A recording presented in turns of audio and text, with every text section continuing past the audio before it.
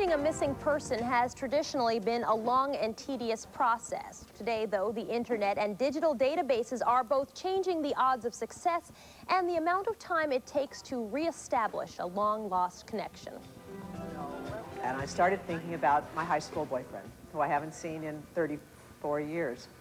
And I was still thinking about it and kind of let it sit for a while. And then I happened to be in a restaurant one night, and I looked up, and the waiter looked so much like what he would have looked like when he was, say, 25 or 30. I haven't seen him since he was 17. So I thought, that's it. I have to find this person. I have to find whatever happened to him. Is he all right, and so on. Gloria May is one of many people who are successfully finding missing friends or relatives who, until recently, could not have been easily located. She called upon Faye Farron, a missing persons expert, to help her. Let me ask you this. Do you have his full legal name?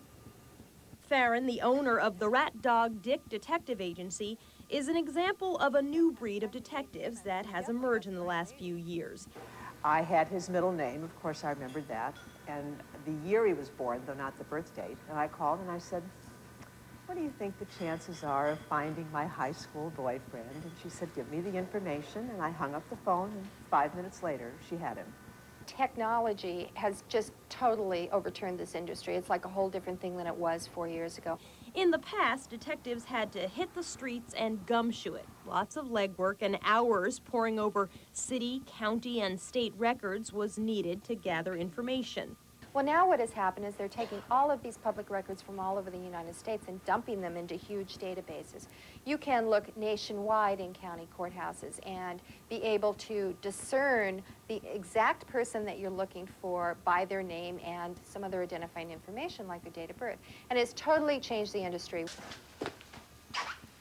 Hal Lipset, one of San Francisco's well-known detectives, says he was the model for Gene Hackman's character in Francis Ford Coppola's film, The Conversation.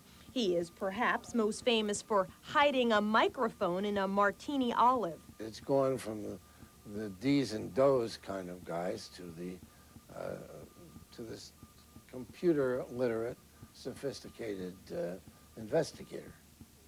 They don't call them detectives anymore, they call them investigators.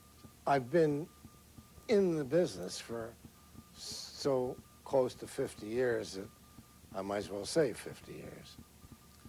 And I'm aware of the fact that, you know, everything modernizes and the new technology comes in and all plays a part. But basically, an investigator does the same thing. They always have done since time immemorial. But now, in addition to old-style detective work, today's sleuths have new electronic tools to give them instant access to what they all want. Information will come in a lot of different ways. You know, one thing is just a CD-ROM, and now there's a CD-ROM of every listed telephone number in America. There's microfiche that are put out by the state, and they are marriage indexes in the state of California from 1960 to 1986, death indexes, all that sort of thing. Ann Flaherty, Farron's chief investigator, searches through one of Rat Dog's many databases. Any type of information you want, it's in a database, and it just depends upon which ones you have access to. We can go public records, newspapers, property, voters registration, just about anything that's out there, we've got it. There is a downside to databases on CD-ROMs. They are frozen in history and quickly become outdated. More and more, the internet and the World Wide Web are becoming primary sources for information retrieval. In addition to fast, easy access, data is constantly updated online. Even as we speak, things are going on to the internet that you can just go in and basically pay somebody else to search the databases for you, and it's becoming a lot more accessible to the public. Farron also writes a column called Ask Rat Dog. It's an advice column for amateur detectives. She says that 80 to 90% of the letters she gets are about missing persons. Lori Clark, a nurse from San Jose, lost track of her Uncle Anthony 17 years ago. After her daughter was born, she decided to search for him. After 4 unsuccessful years, she happened to read Farron's column. It became something that I needed to do for my mom and mostly for my daughter, so that she could have a piece of her family, and that's why it was so important, and because I love him. his name is fairly distinctive. So when we put it in, I really didn't have to work it a whole lot. She had the middle initial, and it stood apart from other names. Lori agreed to let the site record the first contact with her Uncle Tony in more than 17 years. She came to Farron's office to talk to him. Anthony, hello, this is Faye from the Rat Dog Dick Detective Agency. How you doing? Good. Well, guess who I've got right here? Lori and Irene. Are you ready to talk to him? I'll put you on the speakerphone, okay? Okay, hold on. Hello? Hello? Tony? Yes. Are you sure? That's who I am. Hi, Uncle Tony. Hello? How are you? Okay. Oh, my God, I don't even know what to say. Either do I. It was actually fairly easy, wasn't it, Ann? It's actually embarrassing. It was so easy. It took me probably 30 seconds to find him. Can you say hi? Hi, Tony. Hello? Who are you? Caitlin. That's your great niece. My great niece. Oh, my gosh. That's my daughter, Caitlin. We're actually changing lives, that this is going to be a step that is going to change the rest of somebody's lives. This is for real. I'm so glad we found you.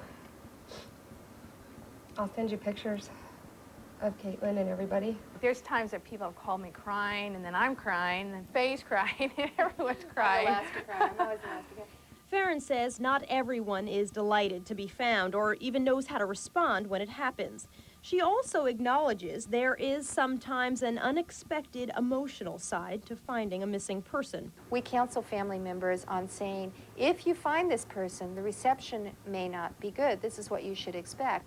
And so that you're really prepared by the time you come together, that this will bring you some closure. If it's not going to be a happy reunion, that you will get something good out of it, that you will be able to set this aside and know some answers.